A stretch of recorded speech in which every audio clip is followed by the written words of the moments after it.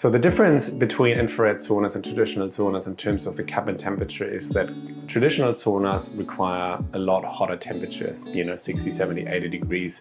That's kind of where you want to sit, maybe 100 if you can tolerate it. Infrared saunas, produce infrared heat. The cabin temperatures isn't really a good measure of its effectiveness because it's more of the increase of your core temperatures. Typically, your cabin temperatures can be between 40, 55, maybe 60, maybe 65, depending on the location, to really contribute to that sweat.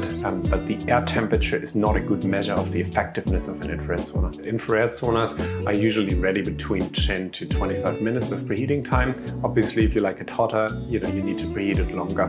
But essentially, the infrared heaters are ready and will give you that beneficial infrared light. Traditional saunas, on the other hand, usually require temperatures of 70, 80, 90, 100 degrees Celsius. As a consequence, the preheating times are usually a lot longer. In terms of frequency and duration of sauna use, you really want to make sure that you prioritize frequency over intensity. Studies have shown that essentially the more often, the more frequently you use an infrared sauna, the more health benefits you're going to get out of it, including an all-cause mortality risk. And the reason is quite simple. You train your cardiovascular system to be heat adaptive. There is no one ideal sauna session time available. It largely depends on your own body constitution, on your physiology. Even on a day-to-day basis, it can greatly vary in terms of how you feel. When you use a sauna, you want to get to a point where you start feeling slightly uncomfortable. Take 3 deep breaths, go out and rinse off.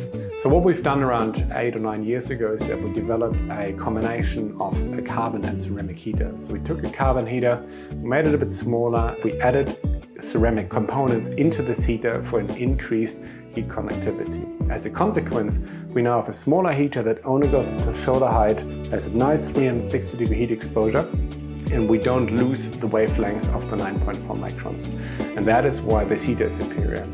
In addition, for our sanctuary range and the outdoor range, we then have 2 full spectrum heaters from the front, or 4 if it's a 5-person unit, to really complement our infrared therapy through full spectrum. So the difference between far infrared and full spectrum is that far infrared is part of the full infrared spectrum. The infrared spectrum is made up of near, middle and far infrared, who in turn make up the full spectrum of infrared.